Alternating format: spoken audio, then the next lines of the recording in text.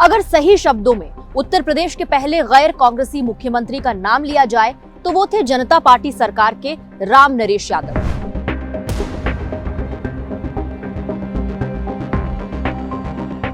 जिन्होंने जून 1977 में सूबे की कमान संभाली। इससे पहले जोड़तोड़ के साथ चरण सिंह जरूर गैर कांग्रेसी मुख्यमंत्री बन चुके थे, लेकिन 1977 में हुए चुनाव में जनता पार्टी को मिली अप्रत्याशित जीत ने असल मायने में प्रदेश को पहला गैर कांग्रेसी मुख्यमंत्री पिछड़े वर्ग से आने वाले राम नरेश यादव के तौर पर दिया था।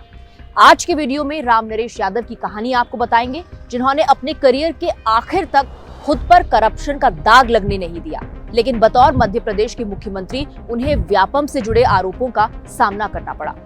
अब आइए समझते हैं कि आखिर किन हालातों में उन्हें उत्तर प्रदेश की कमान सौंपी गई।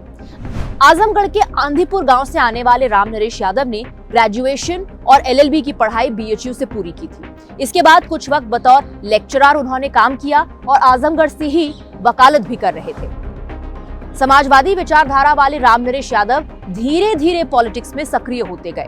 चौधरी चरण सिंह और उस वक्त के केंद्रीय मंत्री राज नारायण के जानने वालों में इनकी गिनती हुआ करती थी। इमरजेंसी के दौरान जब नेताओं, कार्यकर्ताओं और दूसरे लोगों को जेल में डाला जा रहा था, तो वो भी मीसा के तहत जेल में बंद रहे।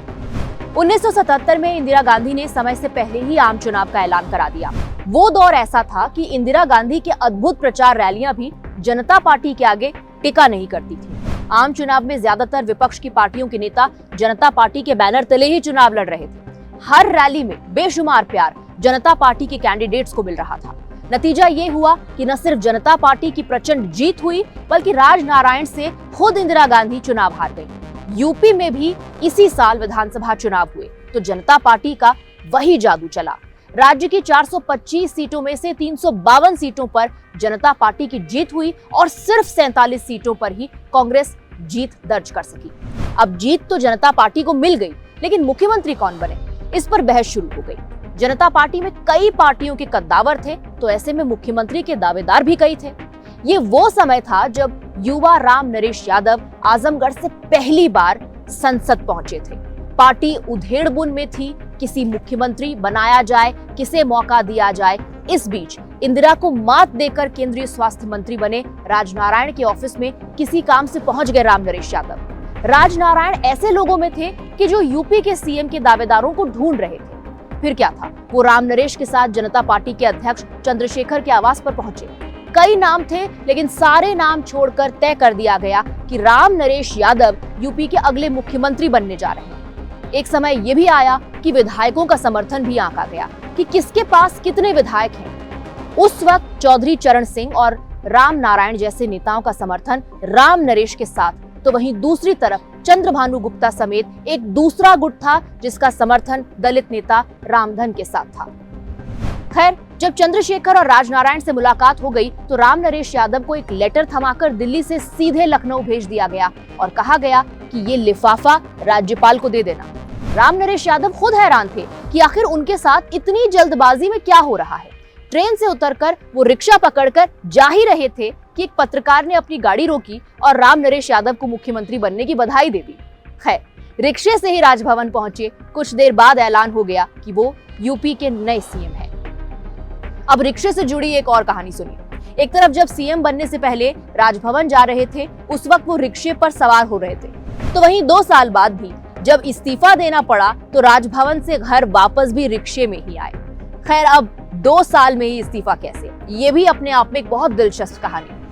दरअसल CM बनने के 2 साल के भीतर ही राम नरेश यादव ने सामाजिक तौर पर पिछड़ी जातियों के लिए कई कदम भी उठाए, लेकिन जनता पार्टी के घटक दलों में उठापटक चल रही थी। साल 1979 में राम नरेश यादव की सीट आजमगढ़ पर उपचुनाव हुए और जनता पार्टी को हार का सामना करना पड़ा।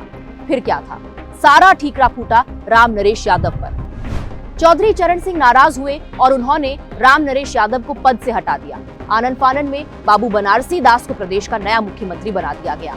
बाद के दिनों में राम नरेश यादव राजनारायण और चौधरी चरण सिंह के बेटे अजीत सिंह के करीबी रहे। मुलायम सिंह यादव के काउंटर में कांग्रेस भी इनको पार्टी में लेकर आई। मतलब कि मीसा के तहत जिस कांग्रेस के राज में वो जेल गए, बाद में उसी कांग्रेस के सदस्य भी बन गए। कांग्रेस की ही सीट से वो राज्यसभा के सदस्य भी बने। बाद के दिनों में वो छत्तीसगढ़ और मध्य प्रदेश के राज्यपाल बनाए गए। राम नरेश यादव एक ऐसी राजनीतिक शख्सियत थे जिन्होंने अपने करियर के उभार और आखिर के कुछ सालों तक एक भी करप्शन का धब्बा अपने दामन पर नहीं लगने दिया। लेकिन बतौर मध्य प्रदेश के राज्यपाल उन पर व्यापम मामले में कई आरोप लगे, जिनके दाग उनकी शख्सियत पर आखिरी दिन तक रहे। इसी तरह से दिलचस्प जानकारी के लिए, खबरों के पीछे की खबर के लिए आप जुड़िए टाइम्स नाउ नवभारत के डिजिटल प्लेटफॉर्म के साथ। खबरों के पीछे की खबर को दिखाते हैं हम, आपकी आवाज को मुद्दा बनाते हैं। टाइम्स नाउ नवभारत को यूट्यूब पर लाइव देखिए, चैनल को सब्सक्राइब जरूर कीजिए और हां, बेल आइकन दबाना मत भूलिएगा।